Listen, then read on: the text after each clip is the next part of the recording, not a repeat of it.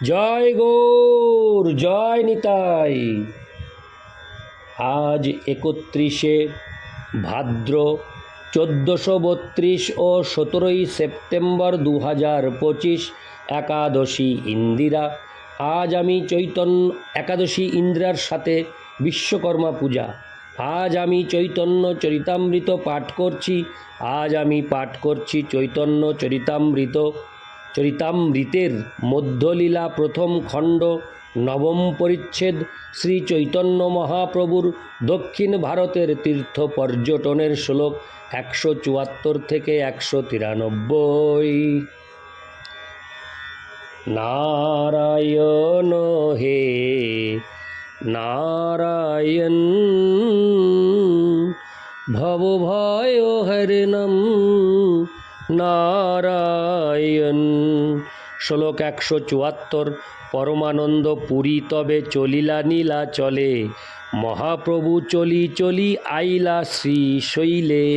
শ্লোকার্থ: পরমানন্দ পুরী নীলাচলে চললেন, আর শ্রী চৈতন্য মহাপ্রভু তীর্থ ভ্রমণ করতে করতে শ্রীশৈলে এসে উপস্থিত হলেন। তাৎপর্য: শ্রীল ভক্তি সিদ্ধান্ত সরস্বতী ঠাকুর মন্তব্য করেছেন, এখানে শ্রীল কৃষ্ণদাস কবিরাজ গোস্বামী কোন শ্রীশৈলের কথা বলেছেন তা বোঝা যায় না। এটি মল্লিকার্জুনের মন্দির নয়। যেহেতু ধারবাড় জেলায় অবস্থিত, শ্রীশৈল এটি নাও হতে পারে। তা বেলগ্রামের দক্ষিণে। সেখানে অনাদিলিঙ্গ মল্লিকার্জুন মধ্যলীলা নবম পরিচ্ছেদ 15 শ্লোক বিরাজমান। কথিত আছে যে সেই পর্বতে দেবীসহ মহাদেব বাস করতেন। সমস্ত দেবতা সহ ব্রহ্মাও সেখানে বাস করতেন। ইতি শ্লোক 174। শ্লোক 175। শিব দুর্গা রহে তাহা ব্রাহ্মণের বেশে, মহাপ্রভু দেখি দোহার হইল উল্লাসে। শ্লোকার্থ: সেখানে শিব এবং দুর্গা ব্রাহ্মণের বেশে বাস করতেন এবং শ্রী চৈতন্য মহাপ্রভুকে দেখে তারা অত্যন্ত আনন্দিত হয়েছিলেন। ইতি শ্লোক 175। শ্লোক 176। 3 দিন ভিক্ষা দিল করি নিমন্ত্রণ, নিভৃতে বসি গুপ্তবার্তা কহে 2 জন। শ্লোকার্থ: 3 দিন তারা শ্রী চৈতন্য মহাপ্রভুকে নিমন্ত্রণ করে ভিক্ষা দিয়েছিলেন এবং নিভৃতে বসে তারা 2 জন তার সঙ্গে গোপনীয় বিষয় আলোচনা করেছিলেন। ইতি শ্লোক 176। শ্লোক 177।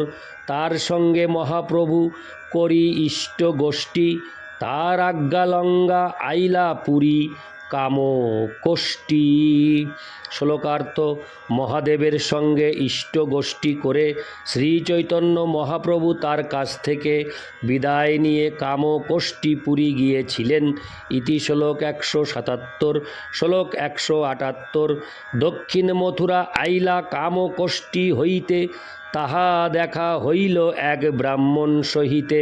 শ্লোকার্থ: কামকোষ্ঠী থেকে শ্রী চৈতন্য মহাপ্রভু দক্ষিণ মথুরায় গেলেন এবং সেখানে এক ব্রাহ্মণের সঙ্গে তার দেখা হলো।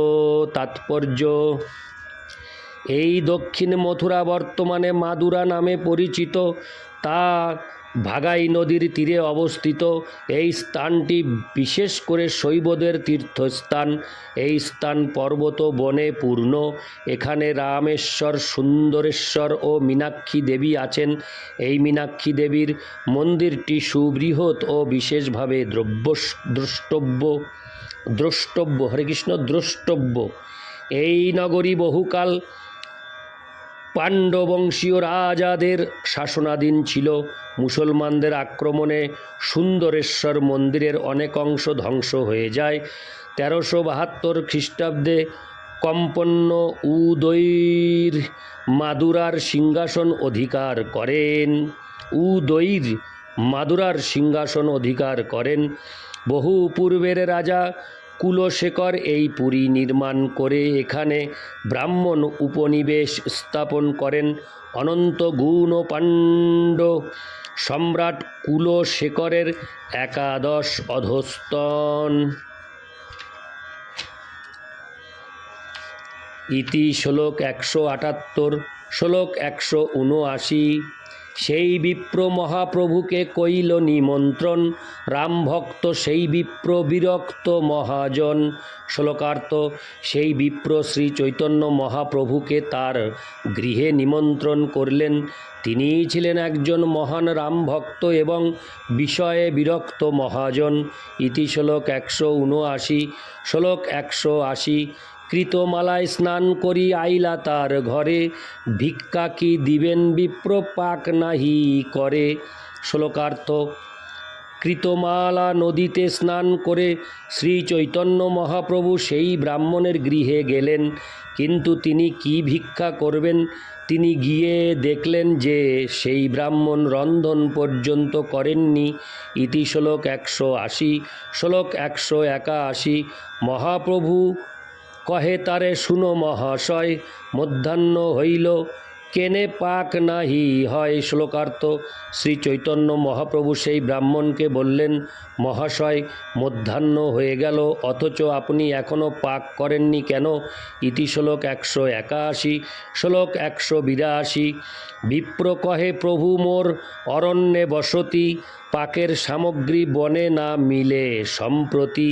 শ্লোকার্থ: সেই ব্রাহ্মণ তখন উত্তর দিলেন, প্রভু, আমরা অরণ্যে বাস করি, আজকাল বনে রন্ধনের সামগ্রী পাওয়া যাচ্ছে না। ইতি শ্লোক 182, শ্লোক 183। বন্য শাক ফল মূল আনিবে লক্ষণ, তবে সীতা করিবেন পাক প্রয়োজন। শ্লোকার্থ: লক্ষণ যখন বনের শাক ফল মূল নিয়ে আসবে, তখন সীতা দেবী রন্ধন করবেন। ইতি শ্লোক 183, শ্লোক 184। তার উপাসনা শুনি প্রভু তুষ্ট হইলা, আস্তে ব্যস্তে সেই বিপ্র রন্ধন করিলা। শ্লোকার্থ: সেই ব্রাহ্মণের আন্তরিক উপাসনার পদ্ধতি শুনে শ্রী চৈতন্য মহাপ্রভু অত্যন্ত প্রীত হলেন। অবশেষে সেই বিপ্র তাড়াতাড়ি রন্ধন করলেন। ইতি শ্লোক 184, শ্লোক 185। প্রভু ভিক্ষা কইল দিনের তৃতীয় প্রহরে, নির্বিঘ্ন হরে কৃষ্ণ নির্বিণ্ণ সেই বিপ্র উপবাস করে। শ্লোকার্থ: দিনের তৃতীয় প্রহরে শ্রী চৈতন্য মহাপ্রভু ভিক্ষা গ্রহণ করলেন, কিন্তু অত্যন্ত বিষণ্ণ হয়ে সেই ব্রাহ্মণ উপবাসী রইলেন। ইতি শ্লোক 185, শ্লোক 186। প্রভু কহে, বিপ্র কাহে করো উপবাস, কেনে এত দুঃখ, কেনে করো হুতাশ। শ্লোকার্থ: শ্রী চৈতন্য মহাপ্রভু তখন সেই ব্রাহ্মণকে জিজ্ঞাসা করলেন, আপনি কেন উপবাস করছেন? আপনি কেন এত দুঃখ করছেন? আপনি কেন এভাবে হাহুতাশ করছেন? ইতি শ্লোক 186, শ্লোক 187। বিপ্র কহে, জীবনে মোর নাহি প্রয়োজন, অগ্নি জলে প্রবেশিয়া ছাড়িব জীবন। শ্লোকার্থ: সেই ব্রাহ্মণ তখন উত্তর দিলেন, আমার বেঁচে থাকার কোনো প্রয়োজন নেই। অগ্নিতে অথবা জলে প্রবেশ করে আমি এ জীবন ত্যাগ করব। ইতি শ্লোক 187, শ্লোক 188। জগন্মাতা মহালক্ষ্মী সীতা ঠাকুরানী, রাক্ষসে স্পর্শিল তারে ইহা কানে শুনি। শ্লোকার্থ: সীতা দেবী সমগ্র জগতের মাতা, তিনি মহালক্ষ্মী, অথচ রাক্ষস রাবণ তাকে স্পর্শ করল এবং সেই কথা আমাকে কানে শুনতে হলো।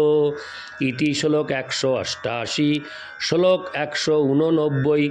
এ শরীর ধরিবারে কভু না জুয়ায়, এই দুঃখে জলে দেহ প্রাণ নাহি যায়। শ্লোকার্থ: এই দুঃখে আমার জীবন ধারণ করার কোনো বাসনা নেই। এই দুঃখে আমার দেহ দগ্ধ হচ্ছে, অথচ এই দেহ থেকে প্রাণ বেরিয়ে যাচ্ছে না। ইতি শ্লোক 189, শ্লোক 190। প্রভু কহে, এ ভাবনা না করিও আর, পণ্ডিত হঙ্গা কেনে না করহ বিচার। শ্লোকার্থ: শ্রী চৈতন্য মহাপ্রভু তখন তাকে বললেন, দয়া করে এইভাবে আর দুঃখ করবেন না। আমি পণ্ডিত, আপনি কেন যথাযথভাবে বিচার করছেন না? হরে কৃষ্ণ। আপনি পণ্ডিত, আপনি কেন যথাযথভাবে বিচার করছেন না? ইতি শ্লোক 190, শ্লোক 191। ঈশ্বর প্রেয়সী সীতা চিদানন্দ মূর্তি, প্রাকৃত ইন্দ্রিয়ের তারে দেখিতে নাহি শক্তি। শ্লোকার্থ। শ্রী চৈতন্য মহাপ্রভু তাকে বললেন, সীতাদেবী পরমেশ্বর ভগবান শ্রীরামচন্দ্রের প্রেয়সী, তার মূর্তি সচ্চিদানন্দময়, প্রাকৃত ইন্দ্রিয়ের দ্বারা তাকে কেউ দর্শন করতে পর্যন্ত পারে না। ইতি শ্লোক 191, শ্লোক 192। স্পর্শিবার কার্য আছুক না পায় দর্শন, সীতার আকৃতি মায়া হরিল রাবণ। শ্লোকার্থ। তাকে স্পর্শ করা তো দূরে থাকুক, তাকে দর্শন পর্যন্ত কেউ করতে পারে না। সীতার মায়াময়ী আকৃতি রাবণ হরণ করেছিল। ইতি শ্লোক 192, শ্লোক 193। রাবণ আসিতেই সীতা অন্তর্ধান কইল, রাবণের আগে মায়া সীতা পাঠাইল। শ্লোকার্থ। রাবণ আসা মাত্রই সীতাদেবী অন্তর্হিতা হয়েছিলেন।